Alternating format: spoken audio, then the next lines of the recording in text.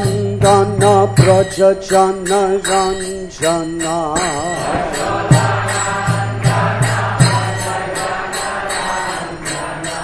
Yashodanandana Prajajana Ranjana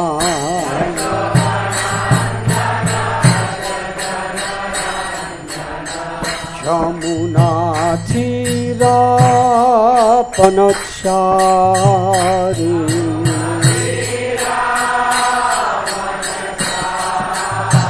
Yamuna Tira Panachari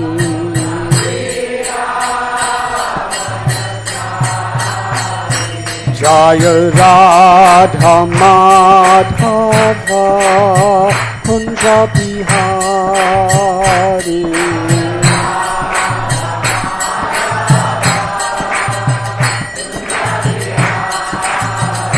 Jaya Radha Madhava Kunja Bihari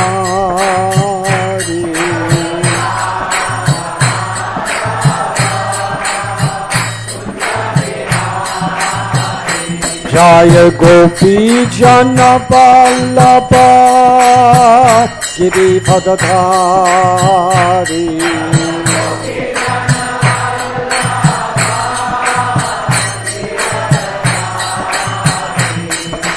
Gopi Jana Vallabha Girivadadhari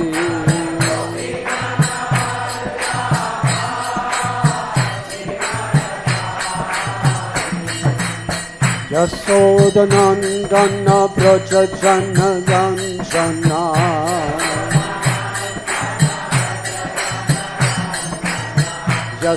Yashodanandana Prajajana Ranjana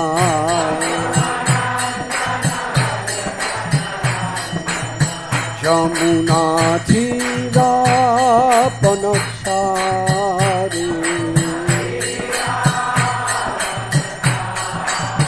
Yamuna Tira Panachari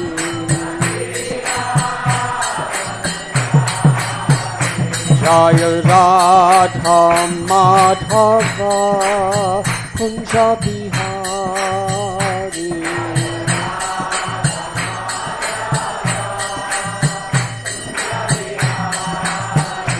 Jaya Radha Madhava Kunja Bihari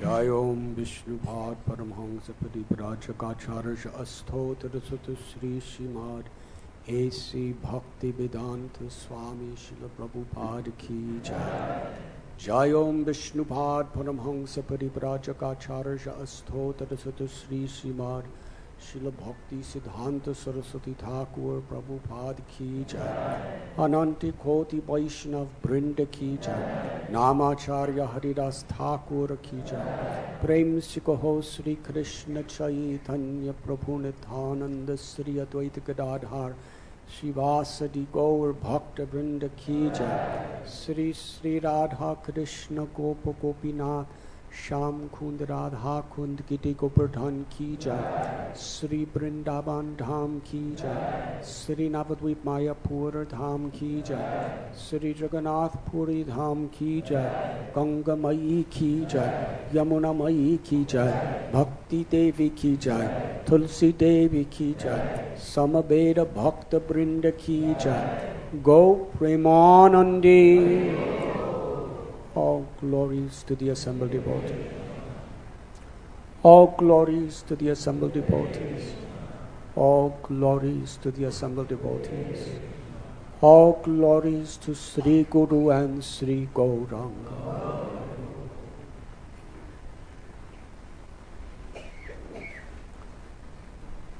Om Namo Bhagavate Vasudevaya.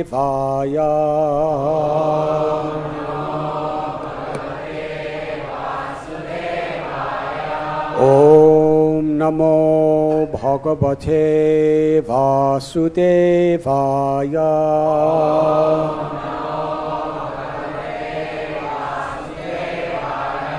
ॐ नमो भगवते वासुदेवाय।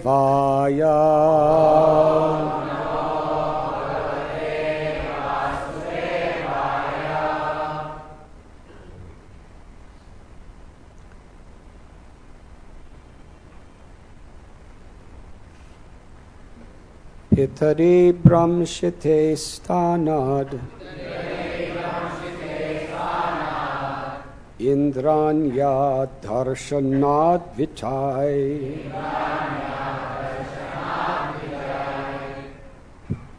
Prapite Jagaratvam Vai Yayatir Abhavandripa Pitari Brahmsite Stanad Indranya Darshanad Vijay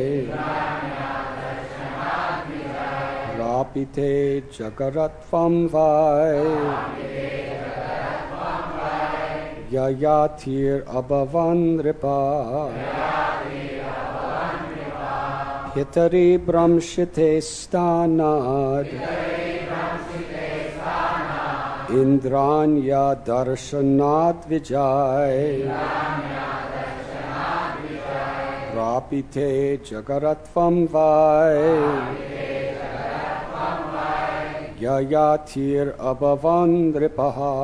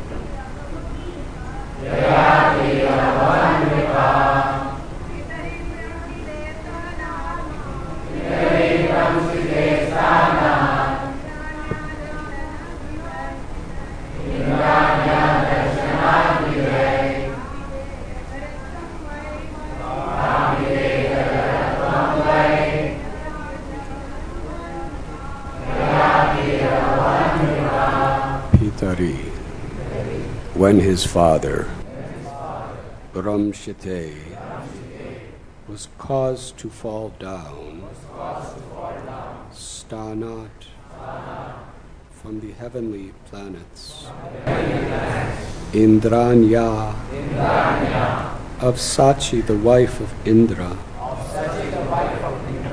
Darshanat, from offending, Dvijay, by them, upon her lodging a complaint with the Brahmins,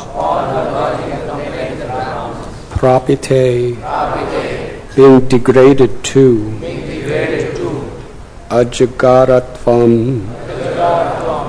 the life of a snake,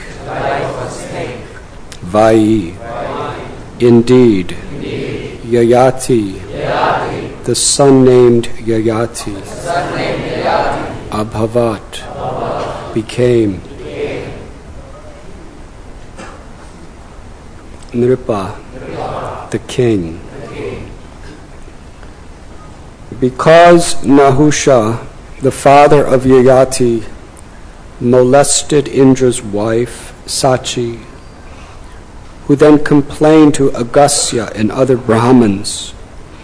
These saintly Brahmins cursed Nahusha to fall from the heavenly planets and be degraded to the status of a python. Consequently, Yayati became the king. King Yayati had 4 younger brothers whom he allowed to rule the 4 directions.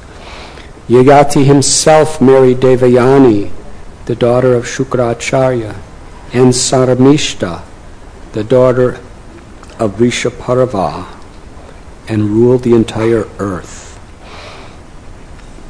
Maharaj Parikshit said, Shukracharya was a very powerful Brahmin, and Maharaj Yayati was a Kshatriya. Therefore, I am curious to know how there occurred this pratiloma marriage between a Kshatriya and a Brahmin.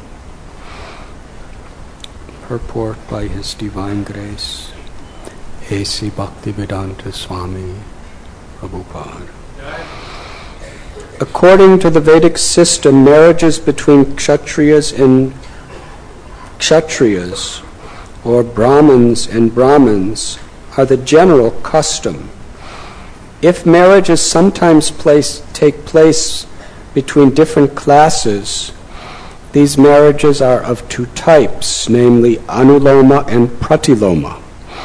Anuloma marriage between a Brahmin and the daughter of a Kshatriya is permissible, but Pratiloma marriage between a Kshatriya and the daughter of a Brahmin is not generally allowed. Therefore, Maharaj Parikshit was curious about how Shukracharya, a powerful Brahmin, could accept the principle of Pratiloma. Maharaj Parikshit was eager to know the cause for this uncommon marriage.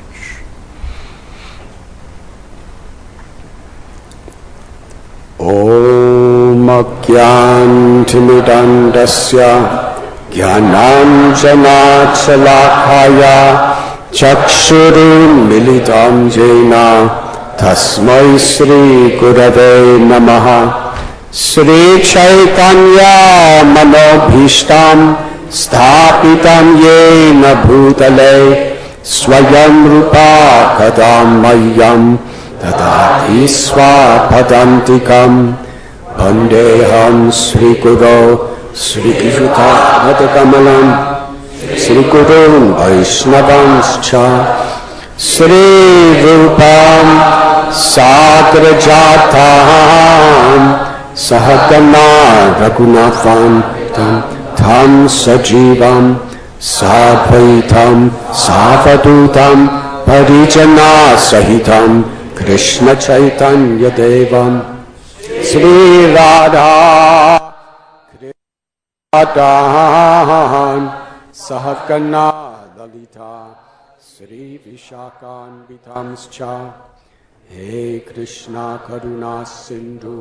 Dina Bandhu Jagatpate Gopesha Gopika Kanta Radha Kanta Namostate Tapta Kanchana Gaurangi Radhe Vrindavaneshwari Vrishabhanu Sute Devi Pranamami Hari Priye Vanshakalpatarubhyascha Sindhubhya evacha Patithanam Pavanebhyo Vaishnavebhyo Namo Namah. Prabhu Nityananda Sri Advaita Gadadhar Shivasati Gaura Bhakta Vrinda Hare Krishna Krishna Krishna Hare Hare Hare Rama Rama Rama Hare Hare.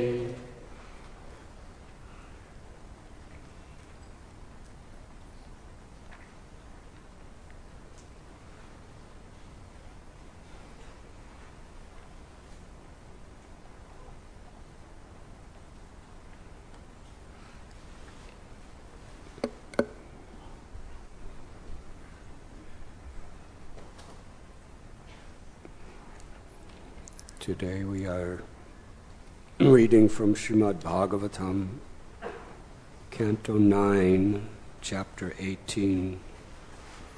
King Yayati regains his youth.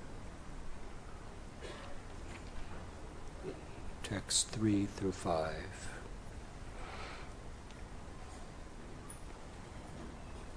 In this narration,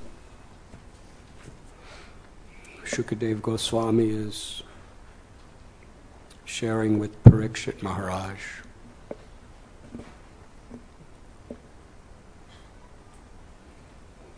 many great lessons are there. Srimad Bhagavatam is Amalam Puranam, is the spotless Purana, manifesting the highest level of unalloyed pure devotional service, which culminates in the beautiful pastimes of Krishna's life in Vrindavan, Mathura and Dwarka. In the 9th canto wherein we are reading, we are leading up to the pastimes of Lord Krishna. Srimad Bhagavatam provides us perfect examples of how to live as a pure devotee, as well as the pitfalls, the dangers of what a devotee must be very aware of. And therefore there are stories which illustrate people having serious difficulty, who are not illustrating pure unalloyed devotion. Prahlad was a Mahabhagavat in the womb of his mother and throughout every phase of his life. Sukadeva Goswami, Ambarish, Dhruva Maharaj became a Mahabhagavat at the age of 5. But there are other stories which show us how the twists and the turns of destiny can implicate and complicate our lives. But the conclusion of all these stories is always to bring us to the highest lessons. Just like we read about Maharaj Bharat in the 5th canto. He was a very, very great devotee and king, but due to somehow or other becoming trapped by destiny, there was a great impediment in his spiritual life.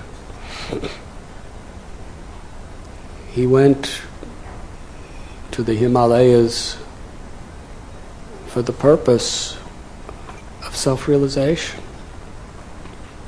Bharat Maharaj gave up his kingdom, his everything, only for that purpose. He had no ulterior motives. But the nature of the world is such. There was a lion chasing a deer, and the deer frantically jumped across the Gandaki River. And there the lion roared, and the deer became so afraid she had a miscarriage, and the little baby came out of her and fell into the river. And the mother deer couldn't swim. She was on the other side. She died. She couldn't tolerate seeing her child in this state. And obviously, infant children, even humans, what to speak of deers, who are born just seconds before, they don't know swimming. So this deer was in this very fast rushing current of a Himalayan river. And naturally, out of compassion, Bharat picked up the deer, saved its life. But then He was the only person in the forest. Who's going to, now that he saved the deer, he couldn't just leave it to die. He had to take care of it. He had to be that helpless deer who was totally dependent on someone. He had to be the mother, the father, the everything. He didn't mean it that way. Somehow or other it happened. The nature of destiny in the world. And in the process of taking care of the deer, he became very attached to the deer. And gradually, his attachment was not just for the soul, not just for the body and mind, but it became a very material attachment. There's a very subtle and fine line of demarcation between material and spiritual. And Srimad Bhagavatam teaches us the very subtleties which are crucial to know if we want to make true spiritual advancement.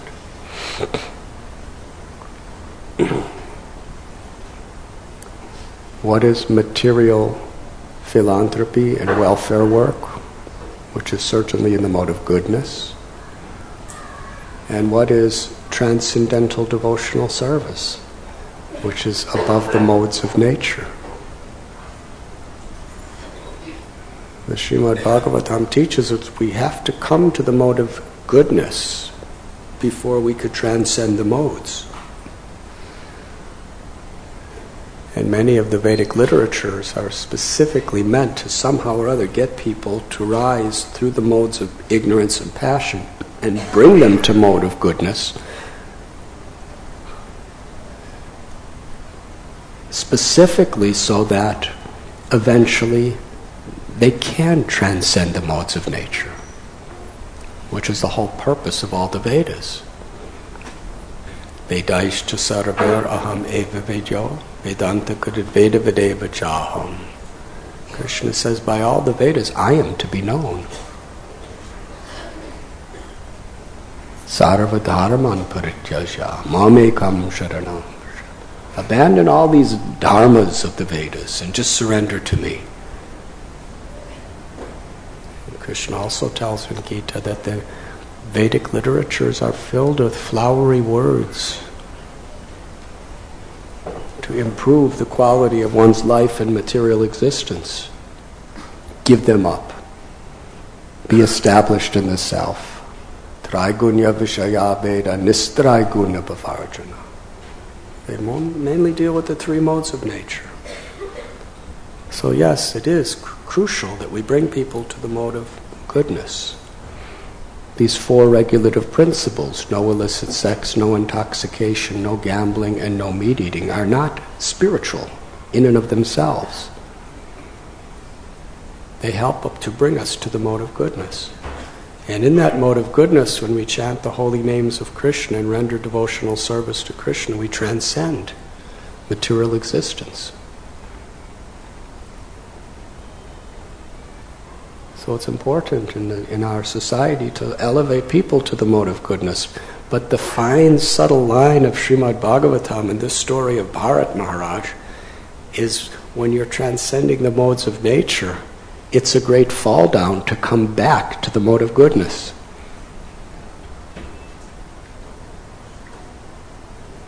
And forget the transcendental loving service between the eternal soul and Bhagavan, or God. So somehow or other, by circumstances, he was just trying to be nice, that's all. He wasn't cruel, he wasn't evil, he wasn't selfish, he wasn't egoistic. He was just trying to be good and help someone who was in desperate need. But because he was not very, very careful, and he had no good association to warn him about what was happening, The story very much illustrates the need for association, even on very high levels of Krishna consciousness.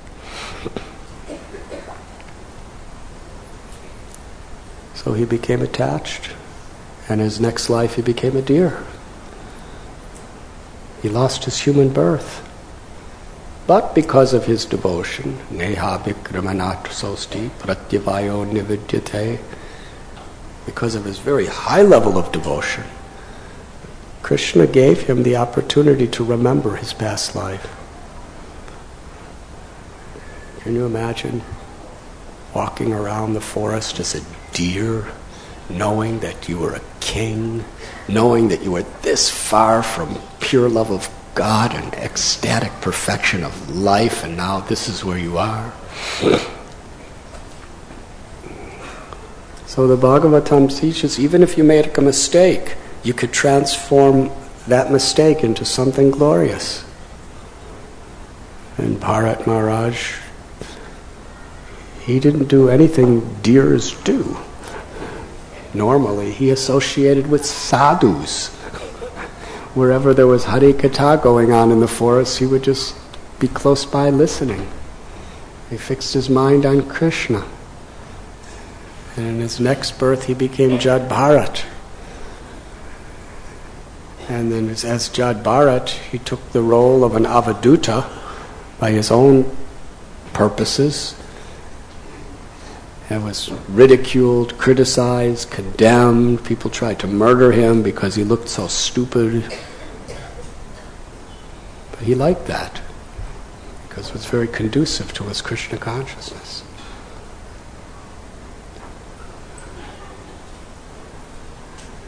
And in the end, he became the guru for the king.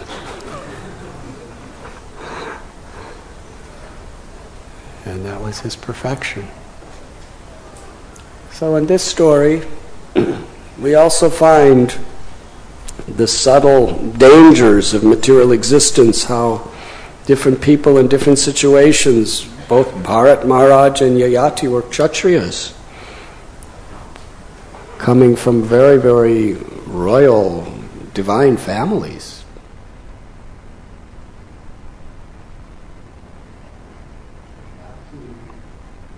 Family that soon after Krishna was going to take birth in. So,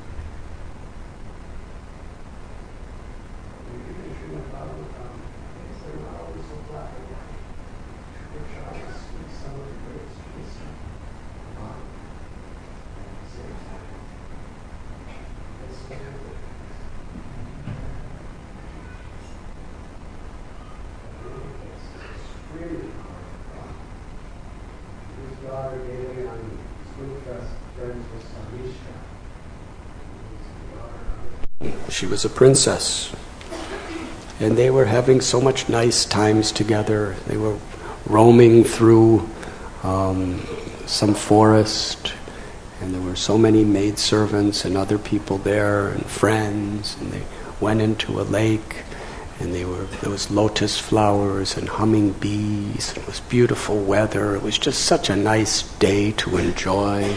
And they were splashing each other and laughing and exchanging their hearts' affection for each other. And it was just a perfect day for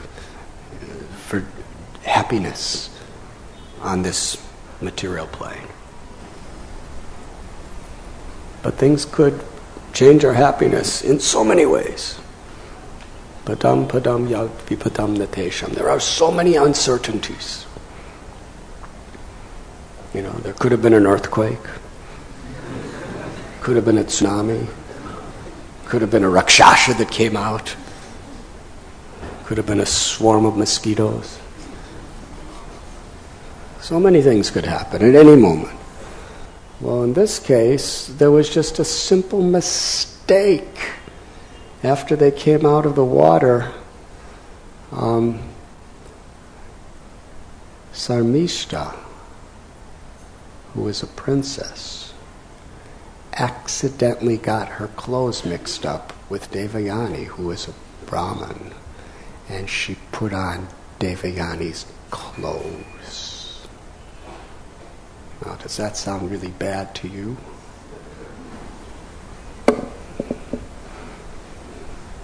Well, for Devayani, this was unbearable. Somehow or other, Sarmishta didn't even mean it. She just accidentally put on her friend's clothes. And Devayani, how dare you, of a lower caste than me, to put on my clothes? It is, what are the examples she's using?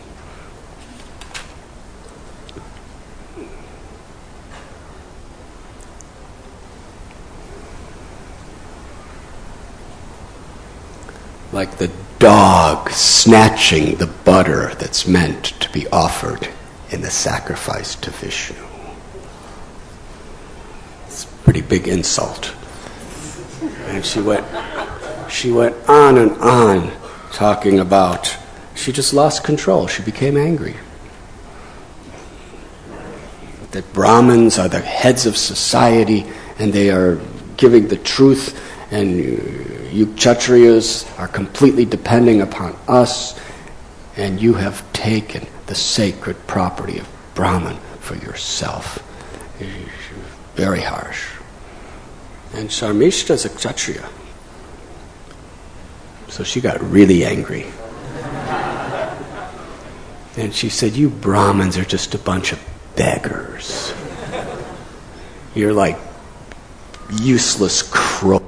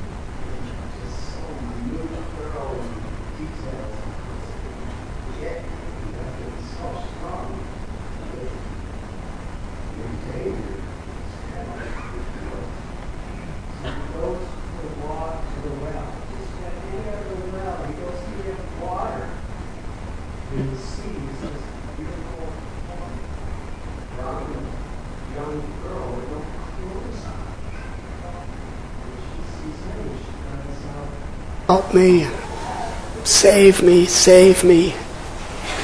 So what is he supposed to do? Kind of like Bharat Maharaj with the deer. Is he going to just let her die? He's the king. He has to save his citizens. A king must give shelter to anyone who takes shelter. So first thing he did is he took off his outer cloth, his upper cloth, and threw it down to her to put on like clothes. So she wrapped herself up, and then he reached his hand down, and with his mighty Kshatriya strength, he pulled her up. And she said, because you have held my hand in this way.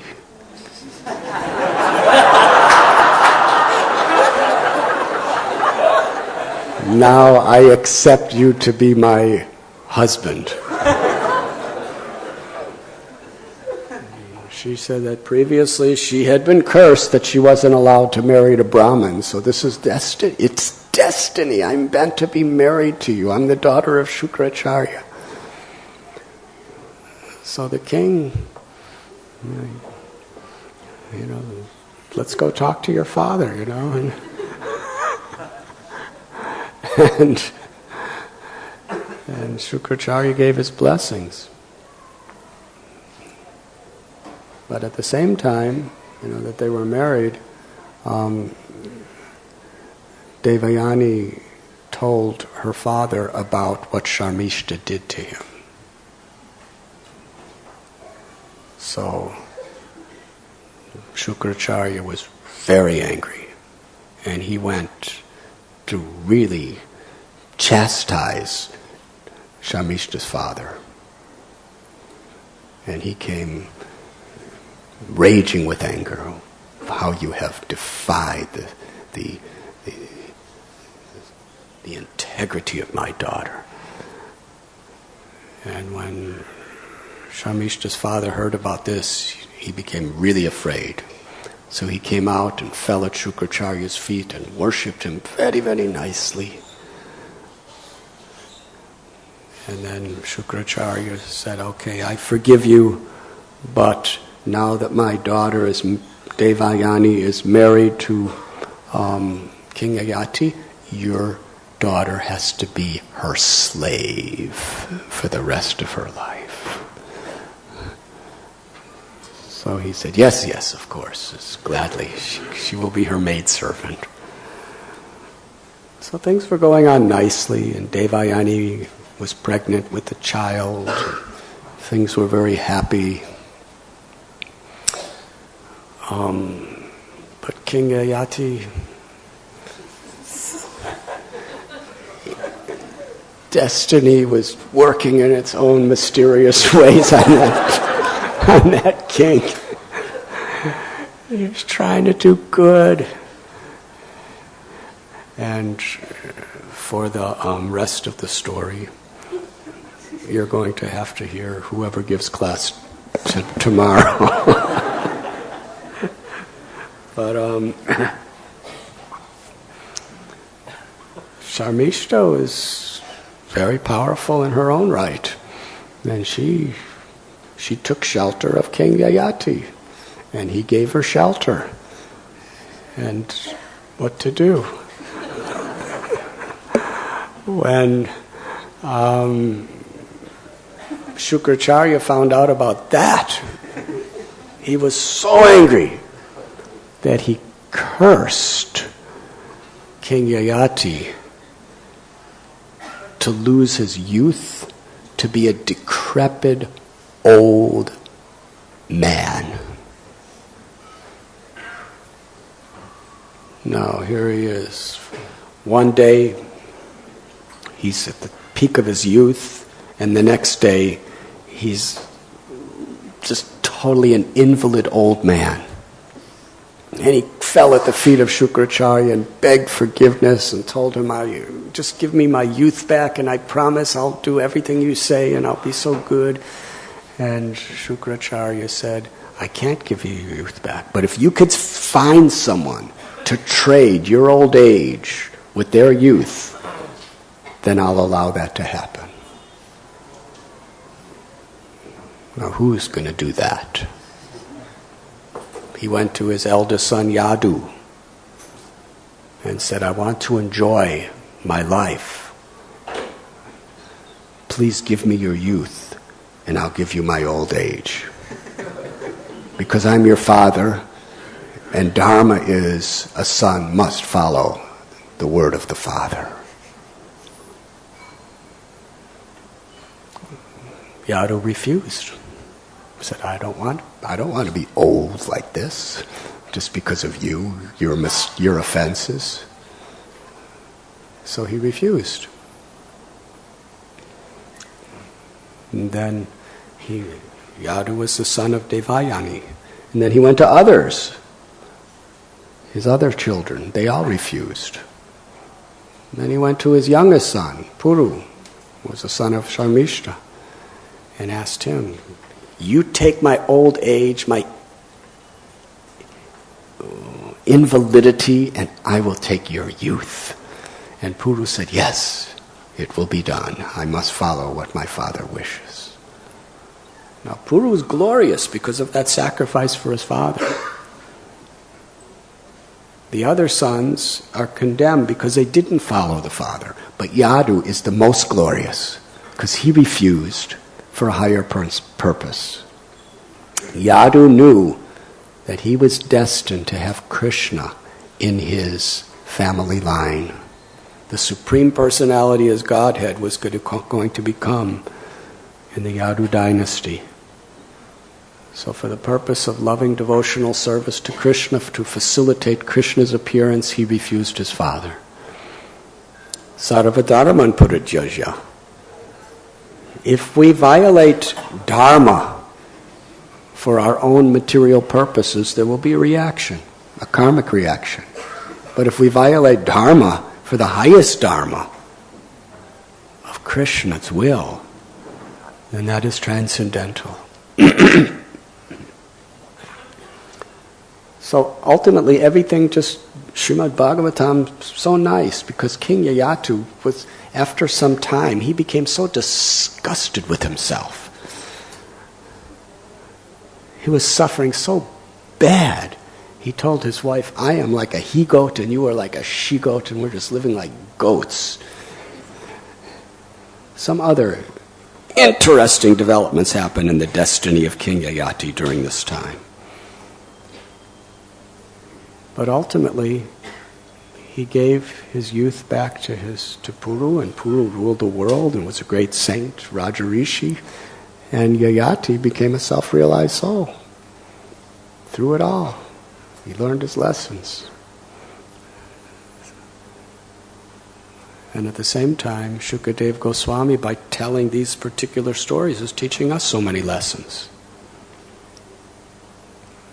Destiny is such that things happen. And in order to be protected, we need really good association, and we need to understand the subtleties of what can bring us up and what can bring us down. But in the end, where there is genuine sincerity, Krishna will use whatever may have been to bring us to his loving service. Srila Prabhupada explained, anybody who comes to this Krishna consciousness movement, Krishna is going to help them go back to Godhead. But if they're not very careful on the way back to Godhead, they may have to take some detours and suffer miserably in those detours, but eventually they're going to come back because they've one time cried out Krishna's name with sincerity.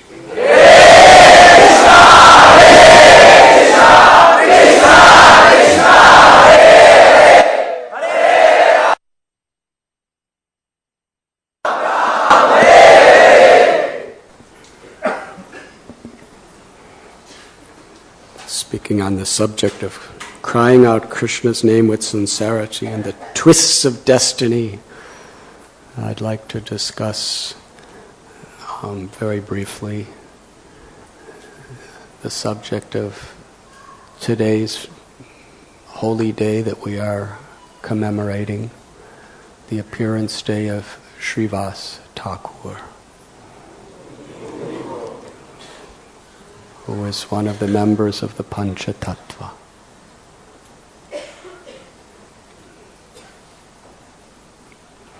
Srivas Thakur is an incarnation of Narada Muni, who is a central figure in the Ramayana, the Mahabharata, the Srimad Bhagavatam, the Puranas. Krishna puts him right at the right place at the right time. We read about Narada Muni telling his past life. He was a maidservant's son. And all the different tests that he went through. By grace, he had the opportunity to serve some great, great saints in the forest, assisting his mother. He served them, he pleased them, he heard from them, and with permission, he got their permission, he ate their Mahaprasad. And a taste for bhakti was so strong in his heart due to that association. Association so powerful. Raghunath Das Goswami was such a powerful person, but just in his very young childhood, he had the association of Thakur Haridas, and even though he was in such extravagant wealth, he was brought up. Just by those few minutes association in Chandpur with Haridas Thakur, Raghunath Das Goswami had this desire to renounce everything in the world like Haridas and just serve the Lord in pure devotional service, chant the holy names. So this was Narada Muni's feeling. And a little boy, the sages left, and his mother, how destiny works. She went out to milk a cow. There's nothing more pious in the mode of goodness than going out to milk a cow with love and devotion. And while she was out there, she was struck by a poisonous snake and she died. How devotees respond to inevitable circumstances of destiny. Here he is, he's living in a forest. He's a tiny child. There's no other human beings around. His mother was his only shelter. She was a widow. He had no brothers or sisters. He took it as Krishna's mercy because he understood what those sages were talking about. That God has taken away my only material shelter so that I could fully take shelter of Him. And he roamed through the forests looking for God. He went into cities, just trying to understand, where's God? What is God? Why are people the way they are? What is the purpose of life? He roamed through cities and towns and villages and agricultural fields and forests, and ultimately in the dense, thickest, darkest forests where even the sunlight cannot enter the ground, touch the ground in the noontime. Wild animals, snakes. He was roaming, praying, meditating, thinking of Krishna. And it was there that he had the glimpse of Krishna. And then Krishna disappeared. And that separation was so intense, he couldn't live without Krishna. And then Krishna spoke to him. Through your whole life, you are going to be yearning and longing to see me. And because of that, in your next life, you will be Narada Muni. And Narada Muni, he was there for Dhruva Maharaj, he was there for Prahlad Maharaj, he was there for... he was there to give good instruction to Kamsa. It's everywhere. And that Narada Muni appeared in Lord Chaitanya's Leela as Srivas. He appeared in Srihata, which is today Bangladesh, called Sylhet. And he had 4 brothers. He had Sripati, Srinidhi, Sriram, and Nalina. And these brothers, they had very, very deep and great devotion to Krishna. They moved to Navadvip to be close to the river Ganga. And there, in their house, Srivas was always having kirtan with his brothers. And he became best friends with Advaitacharya. Advaitacharya lived in Shantipur, but he also had a home in Navadvip. And the two of them were so close. Srivas would go to Advaita's house to hear him speak Srimad Bhagavatam. Advaita would come to Srivas's house to do kirtan. And this was their relationship, just hearing and chanting. And seeing the condition of the people in this age of Kali. Sri Advaitacharya was worshipping Shalagram Shila with tulsi leaves and Ganga water, praying to Krishna to appear to deliver all the people of this Kali Yuga. And Srivas, in the same spirit with his brothers, was performing kirtan practically day and night with the prayer for Krishna to appear. Srivas was also very, very close friends with Jagannath Mishra. And his good wife, Malini, was best friends with Sachi Devi. And Lord Gauranga was born due to the prayers of Advaita and the kirtans of Srivas. The Supreme Lord Krishna came to bestow his love upon this world in the form of Lord Gauranga. And Lord Chaitanya, he had his reasons. Very, very, the deepest of all deep subjects. But in his early years, he got everyone to chant the holy names on the night of his birth. He got everyone to chant the holy names when he would cry. But then as he entered in his childhood, he became a great scholar. And totally concealed that love of Radha that was within his heart, and concealed his identity as the Supreme Personality of Godhead. And he was just the greatest scholar that ever lived on earth. As a little boy, he was very eager to challenge people in debate and defeat them. No one could defeat him. And this is the highest place of learning in all the world. And debate, scholarship, was the highest prestige a person could have. And he had it all. But the devotees, they don't take serious anything as being of any true value without humble devotion to Krishna.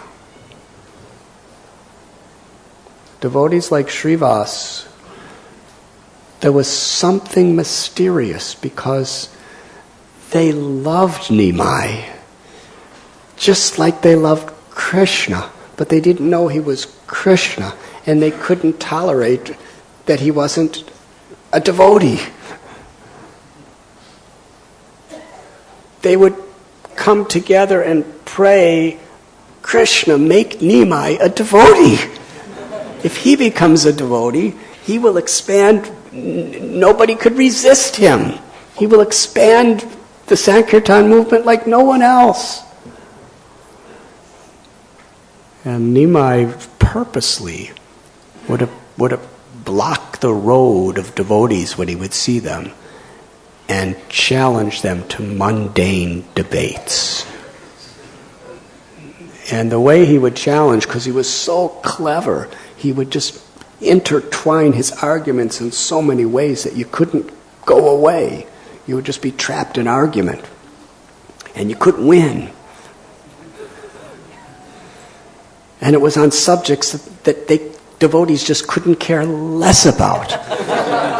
It was just a total waste of time, grammatical, verbal roots and stuff like that.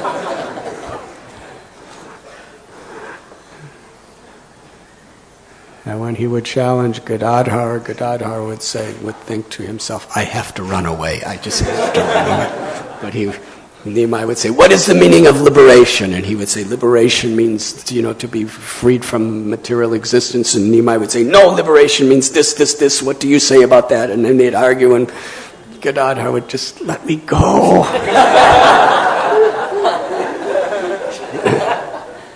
And Mukunda, he would see Lord Chaitanya coming, and Lord Chaitanya would be with his students, because he had so many people who were learning from him. And Mukunda saw him coming, and Mukunda ran the other way. And Nimai said to his students, why did Mukunda run away? They said, he must have something important he has to do. Nimai said, no, because he doesn't want to see me because I don't talk about Krishna. Then he cried out to Mukunda, someday I will become such a devotee of Krishna that you'll never want to give up my association. You'll never want to leave me. And everybody was thinking, what is he talking?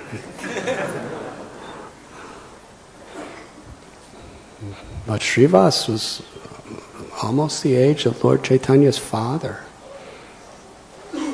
And when Lord Chaitanya would go up to Srivas, he would be very respectful, because Srivas's devotion was so deep. He was so grave and so compassionate. If Lord Chaitanya tried to get into debate with Srivas in any way, Srivas wouldn't say a word.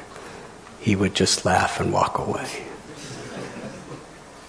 Or else, sometimes he would say, Nimai, you are simply wasting your life. I'm not impressed at all. Whatever your knowledge, if it is devoid of devotion to Krishna, it's all just the maya and illusion of this temporary world. Worship Krishna, do something with your life. And instead of debating with him, Nimai would take the dust from Srivas's feet and put it on his head and said, thank you for blessing me. Someday, because of your blessing and the blessing and prayers of all the devotees, I will be a devotee of Krishna. Lord Chaitanya didn't deal in that way with anyone except Srivas. And after some time, the devotees were praying, Krishna, please make Nimai a devotee. And Nimai went, he met Ishwara Puri, who was staying at Gopinath Acharya's house, and ultimately went to Gaya. Lord Chaitanya wanted to show, if you want, he was playing the role of a devotee.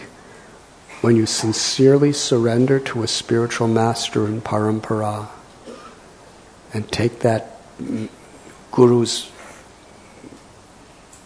grace and direction as your life and soul, then love for Krishna comes.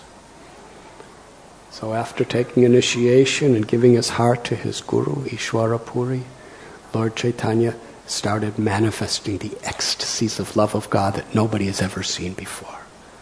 He came back to Navadvip.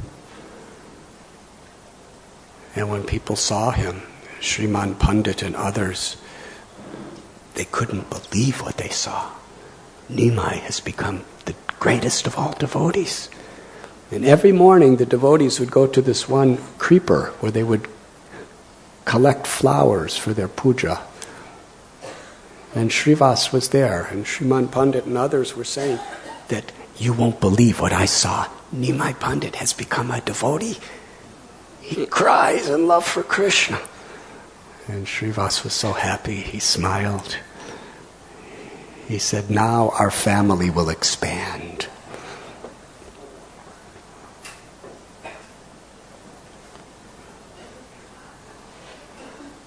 So many beautiful things happened.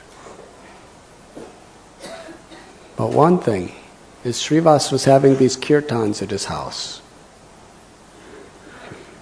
And Sri Chaitanya Mahaprabhu, he was still concealing his identity. Nobody knew he was Krishna.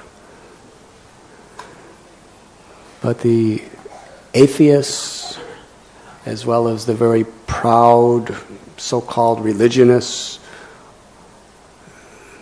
they could not tolerate that they were not allowed in the house of Srivas for the kirtans.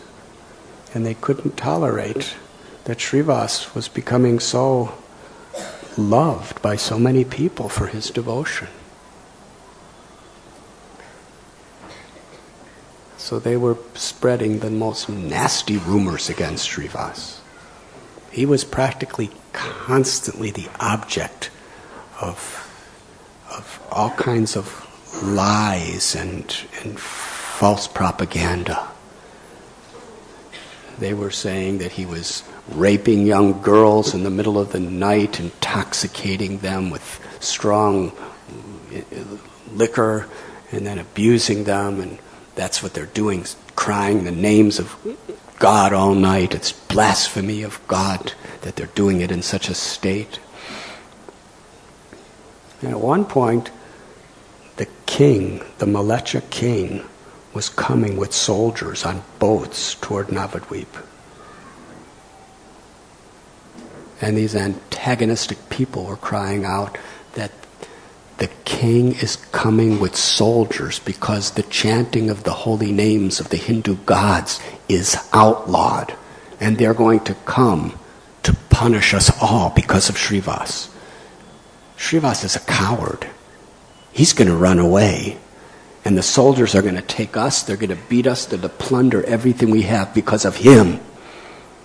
So what I say is we should tie him up and we should beat him and we should give him to the king.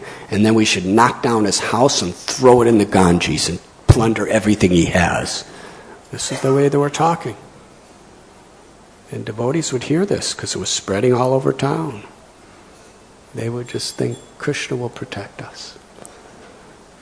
And Srivas was very compassionate. He understood Krishna will protect.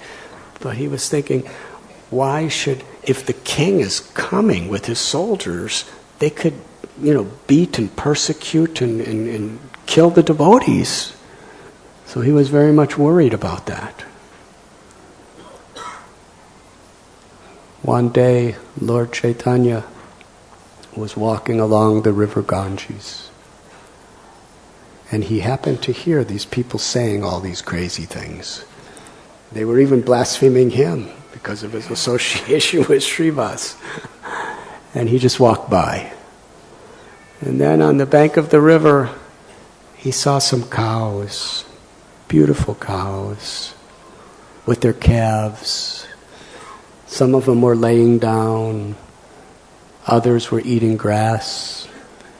Others were dancing, running, jumping with their tails raised. And when he saw the cows, his identity of Krishna awakened in his heart, and he cried out, I am he, I am he! And he ran to the house of Srivas. Srivas was in his puja room worshipping Narasimhadev to protect all the devotees. And Lord Chaitanya knocked on the door very strong, and he said, Srivas, he who you are worshipping has come. Open the door. And then the Lord knocked the door open.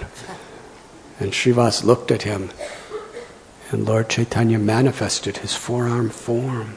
He was sitting in the Virasan, holding the conch shell, the chakra, the club, and the lotus flower. Beautiful bluish complexion. He was showing the form of the Supreme Personality of Godhead, the Lord of Vaikuntha. And Srivas fell to the ground crying. He was in the ecstasy of shock. And the Lord said, Srivas, offer me prayers. And Srivas offered beautiful prayers. He was reciting and giving his own realization purports to the prayers that Lord Brahma offered to Krishna. Because Brahma tried to test Krishna, but Brahma didn't recognize that Krishna is the Supreme Lord of his life. And then later, when Brahma understood who Krishna's real identity, he offered these prayers. And in a similar way, Srivas is offering Brahma's prayers. I didn't recognize you. I was practically living with you, and now I know who you are. And Lord Chaitanya said, Srivas, why are you afraid? The king is coming with his soldier on boats, but what can he do to you? I am the Supreme Lord. Unless I give him the order and the sanction to come here, how can he come? But due to my giving everyone their independence, if he does come, I'll get right on the boat and I'll preach to him and I'll show him my transcendental form. And then what will he do? But if he still decides to do it, then I'll say to the king,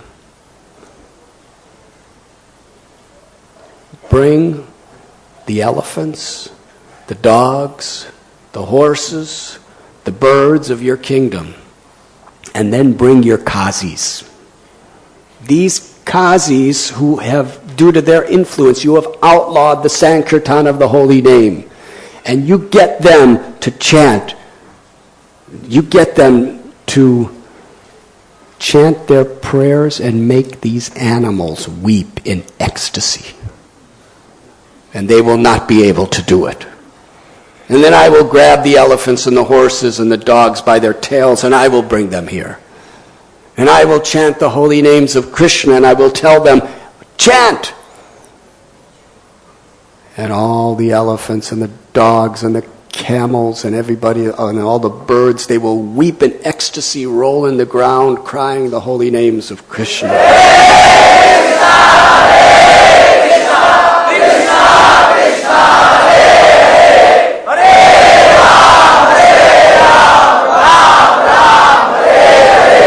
Srivas, if you want to see how I can do this, watch what I do. The Lord then saw in the corner of the room a 4-year-old little girl named Narayani, who was Srivas's niece. Just a very simple little girl. Lord Chaitanya said to Narayani, Narayani, chant Krishna's name in ecstatic love and cry. And that little girl started going, Krishna, Krishna. Tears like rivers were pouring from her eyes. Her hairs were standing on end. Her limbs were trembling. She fell to the ground. She was rolling on the ground, uncontrollably crying out, Krishna, Krishna, Krishna. And devotees, Srivas, he was very happy. And Srivas said to Lord Chaitanya, he said, my Lord, I'm not afraid of the king or anyone else. In fact, when you appear in this world as time personified to destroy the entire material creation, I will be fearless and happy chanting your holy names.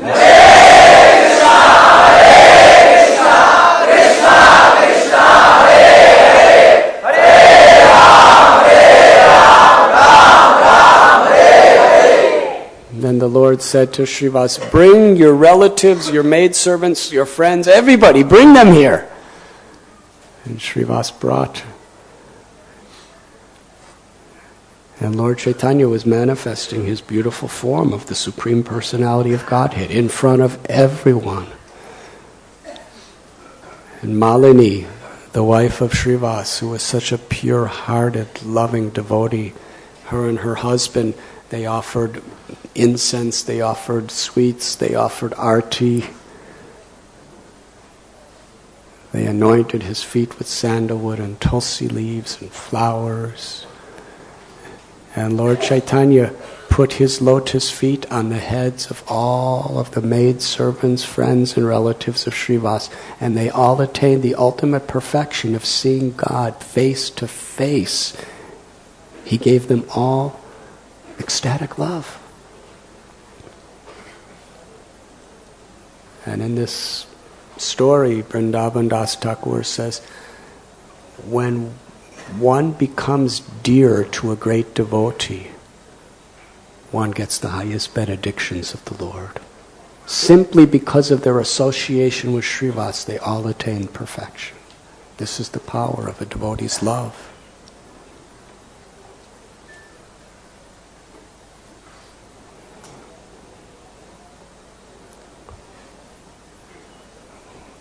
One day Lord Nityananda Prabhu appeared for the first time in Navadvip.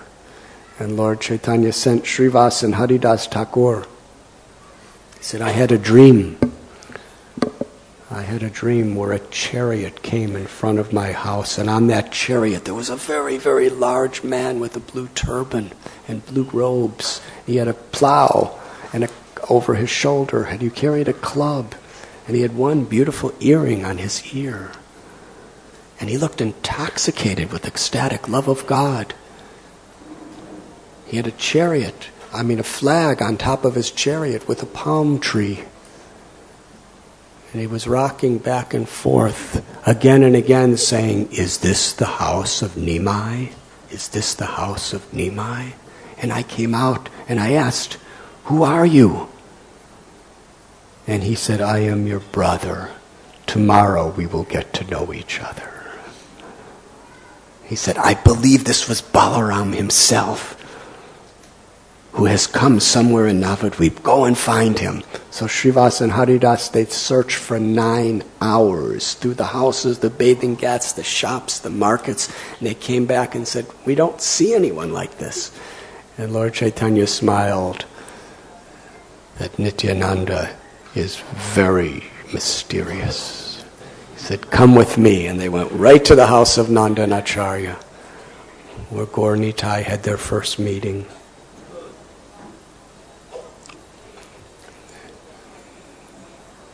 Lord Chaitanya told Srivas, you should take care of Nityananda Prabhu and bring him to your house.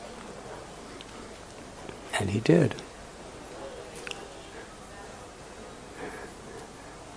And the next day, Lord Chaitanya told Srivas that we should perform the Vyas Puja celebration. And you should take care of all the formalities. So Srivas did that. And it was in his house that Lord Chaitanya manifested his Sat Puja, his 6-arm form, for the first time to Lord Nityananda Prabhu in the presence of Srivas Thakur. And soon after that, Lord Chaitanya established for 1 year all-night kirtan every night in Srivas Angam, in the courtyard of Srivas's home. And so many things happened within our historical biographies of Lord Chaitanya in the house of Srivas. Vrindavan Das Thakur tells that just as Krishna was born in the house of Devaki and Vasudev, but he performed his most intimate pastimes in the house of Nanda and Yashoda. In the same way, Lord Chaitanya was born in the house of Jagannath Mishra and Sachi Devi, but he performed his most intimate pastimes in the house of Malini and Srivas. It's the Rasastali. It's non-different. The kirtans in the house of Srivas were non-different than Ras Leela. And we know the story of how people wanted to get in that house so bad, but Lord Chaitanya, because he was manifesting such high ecstasies, common people would not be able to understand or appreciate. So only the most pure-hearted, intimate associates were allowed in those all-night kirtans. And some people who were not allowed in, they were so proud, because Srivas was the one who had to say no, that they tried to destroy him. One was Gopal Chapala, who in the middle of the night put a black tantric puja paraphernalia in front of Srivas's house with wine and meat and blood and all kinds of other things, so that when people would get up in the morning, they would think that this is what Srivas does at night. And Srivas was the first person up, and he saw it. And he called people and said, this is actually what I do at night. But nobody believed him. So they cleaned it all and washed it with cow dung. And Gopal Chapala ultimately got leprosy because of his offense. But Srivas was praying for him.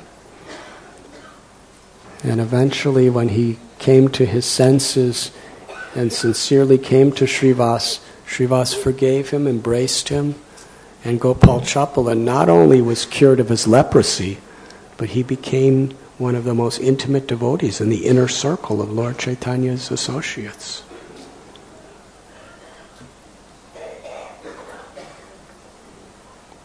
Another time that there was a brahmachari who was coming to Srivas every day and saying, Srivas, just one time I want to see Lord Chaitanya dance, let me in. Now Srivas already had other experiences. One time there was a kirtan and Sri Chaitanya Mahaprabhu was dancing ecstatically, and then he stopped the kirtan and said, I'm not feeling love for God. Is someone here that's not supposed to be here? Srivas searched and found, hiding in the corner of a room behind some things, was his mother-in-law.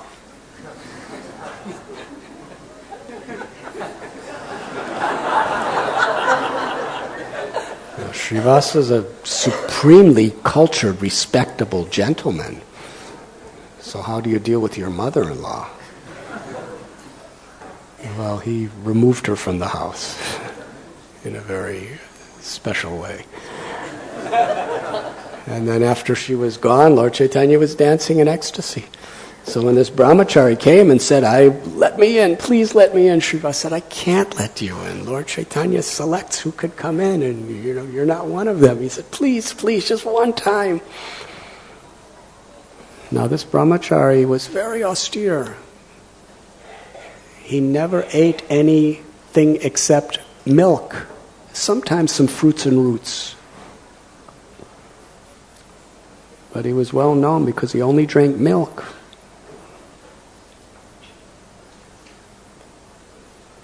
So Srivas said, you're pious, you're celibate, you only drink milk, and again, every day you're begging,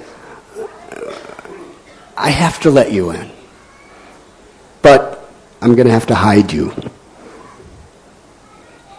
So this brahmachari was so happy. So Srivas, earlier in the day, he hid the brahmachari in a place where no one would ever find him.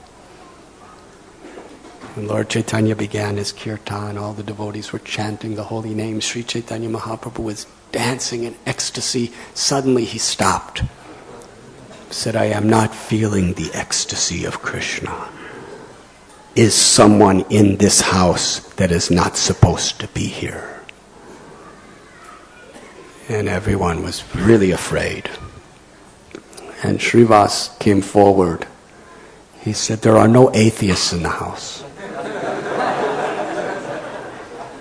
There are no sense enjoyers in the house. But there is a brahmachari. But he's very pious and he's very, very humble, and he doesn't even eat food, he just drinks milk. And Lord Chaitanya appeared to get very angry. And he said, out, get him out of here. I will not have any milk drinker in this house. What right does he have to see my dancing? Where in the scripture does it say that performance of austerity is a qualification for seeing the Lord or for true bhakti? Only one who takes shelter of the Lord. Even if a person who is the keeper of a cremation pit, even a person of the lowest standard of life takes shelter of me, that person can see me. But even the most powerful, learned sannyasi who lives a life of severe austerity, unless they humbly take shelter, they cannot see me. What austerities did Gajendra do? He was an elephant. What austerities did Hanuman do? He was a monkey. What austerity does the gopis do? They were cowherd girls. But because they took shelter of the Lord with love, they attained the perfection of love of God, and they saw the Lord face to face. Then the Lord raised both of his arms and pointed his fingers and said, "Get that milk drinker out of here before I destroy the creation." At that point, the brahmachari stood up. It was like out of nowhere. Everybody was looking around. Who is this person? Then he just, from where he was hiding, he stood up. And he was walking out the door. He was really quite affected. He walked out the door, and as he was walking, all the devotees gazing upon him, he was thinking that Lord Chaitanya is so merciful, he's so kind. Everything he was saying about me is true. I don't deserve to be here. I have no real devotion. He chastised me because of his love, because of his compassion. And I'm so grateful to have been severely chastised by the Lord. But still, I got to see his dancing for a few seconds. Because his heart was so grateful and positive about being humiliated and chastised in front of everyone, the Lord was pleased with him. Because the Lord is within our heart, and he sees our thoughts. So Lord Chaitanya, pleased that he was grateful to receive chastisement, he told the devotees, "Bring this brahmachari back." And the brahmachari came back, and Lord Chaitanya placed his lotus feet on the brahmachari's head and gave him ecstatic prema. And then he said, "Please do not think that through your mundane austerities you can achieve Krishna. It's only by taking shelter with a sincere and humble heart." This was another great soul who attained perfection because of his relationship with Srivas. There was also, by social category, a person who wasn't even in a caste.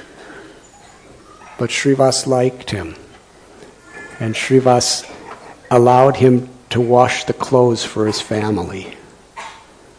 And one time this person was walking down the street, and Nimai happened to see him.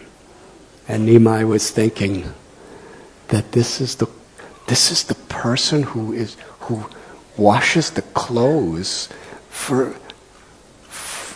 Srivas, my devotee. And he revealed his divinity before this person, this washerman. And the washerman started weeping and leaping in ecstasy, crying out, "I have seen, I have seen, I have seen." In the house of Srivas, Lord Chaitanya performed his Satpraharya Lila, or Mahaprakash. For 21 continual hours he was revealing his opulences as the Supreme Lord Krishna. Generally, Lord Chaitanya always assumed the role of a devotee. And if anyone identified him as God, he would hold his ears and say, "Never say that. The living entity can never become God. We are all eternal servants of God. The goal of life is to love God, not to be God." But for his most confidential associates, for those 21 hours, he continuously manifested various incarnations according to his devotees' desires. And it was at the beginning of that Mahaprakash Lila that they were performing a bathing ceremony for Lord Chaitanya, the Abhishek. And one maidservant of somebody who just worked in the house of Srivas named Duki. She was very, very humbly just bringing water from the Ganges in pots and lining them up very nicely so that the devotees would just have the water right there to bathe the Lord. She was way in the back. Nobody even noticed she was doing it. And the name Duki means miserable one. Now in Bengal in those days, if someone was in a very unfortunate state, sometimes the parents would name the child Duki.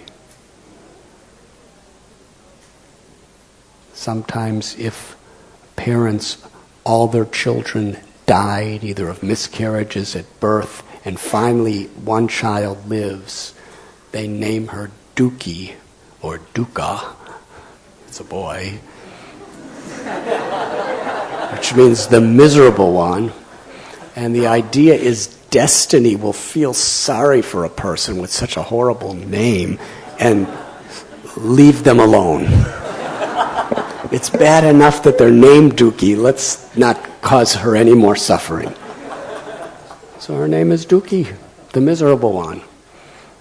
And she's just humbly, arranging the pots and going and carrying water from the Ganges back to Srivas's house. And Lord Chaitanya, although Nityananda, Advaita, Haridas, Gadadhar, and all these Buddhimanta, Murari Gupta, Shuklambar, Brahmachari, all these greats, the greatest of saints and avatars are all in the house. Lord Chaitanya was just looking at Duki, this little servant. And he asked Srivas, who is this? And Srivas said, her name is Duki. And Lord Chaitanya smiled and said, the name Duki does not sit nicely in my heart. Not for her. Today, I give her the name Sukhi, which means the happy one. And just by giving her that name, she became happy. Not just happy. She attained the highest perfection of yoga. Krishna Prem. She became, and at that point, Srivas didn't consider her a maidservant. He considered her a worshipable saint who had been bestowed ecstatic love of God by the Supreme Personality of Godhead. Again and again, through Srivas, Lord Chaitanya taught that one who loves the Lord, anyone who that person loves gets special blessings of the Lord. Anyone who appreciates the great soul becomes very dear to the Supreme Personality of Godhead. So I have a meeting now, so I must end the class. And I'm going to Hyderabad today, so I'll be giving class from 1 o'clock to 2 o'clock in the afternoon, and then I'll escape. So we'll continue this narration perhaps at that time. Thank you very much. Srila Prabhupada ki